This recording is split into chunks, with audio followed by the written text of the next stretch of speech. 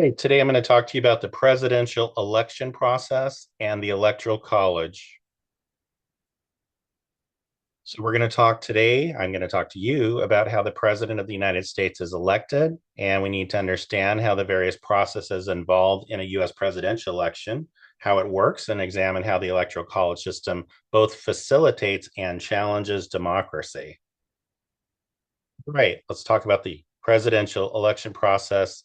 So, anyway, before a candidate can run for president, they must first earn their party's nomination. And this nomination is typically determined through primary elections where party members vote for their preferred candidates. Primary elections vary from state to state, with some states holding open primaries, which allows any registered voter to vote in either party's primary, but other states hold what are called closed primaries, which restricts participation to registered party members only. And some states employ caucuses, which involve public discussions and voting among party members to select their nominee. Once the party's nominee is determined, they're presented at the national convention where their candidacy is officially endorsed. And this marks the beginning of the general election season, where the chosen candidates from each party run against each other to become the president. And it's important to note that if the sitting president is eligible for reelection, they usually become the party's nominee and known as the incumbent. And generally, incumbents typically have advantages over challengers due to their poor election experience, established public image, and pre-existing campaign infrastructure. I'm sorry, not poor election, prior election experience. This last election, 2026, actually involved two incumbents. Well, one who was a former president, President Trump, and then, of course, Kamala Harris. And so both of them kind of enjoyed an incumbency advantage in terms of their experience in running for president. All right, let's talk a little bit about the Electoral College system.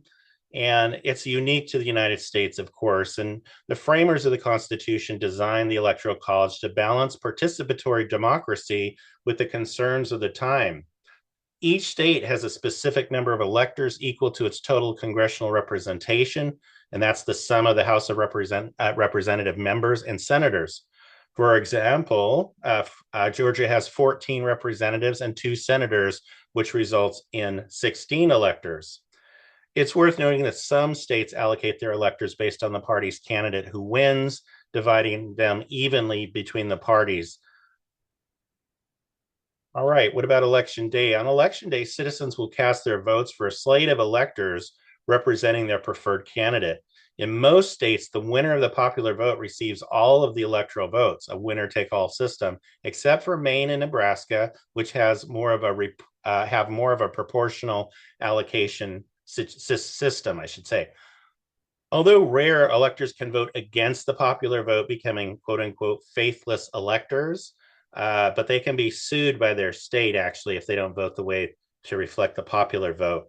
To win the presidency, a candidate must secure a minimum of 270 electoral college votes.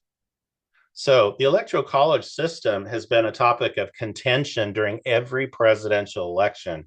Examples like the 2000 election, where Al Gore won the popular vote, but lost the electoral college in the 2016 election, where Hillary Clinton experienced a similar outcome against Donald Trump, have fueled the ongoing debate. Proponents of the Electoral College argue that the Electoral College promotes a more geographically balanced campaign, preventing candidates from solely focusing on densely populated states. However, critics contend that the system can lead to candidates primarily targeting swing states, marginalizing other regions, and potentially undermining the principle of one person, one vote. In conclusion, the process of electing the president involves several stages, including party nominations through primary elections, the national conventions, and the general election. The electoral college system is enshrined in the Constitution, plays a vital role in determining the president, with electors representing each state casting their votes. While the electoral college system has advantages and disadvantages, it remains a fundamental component of the United States electoral process. So understanding its intricacies enhances our comprehension of the democratic system in action.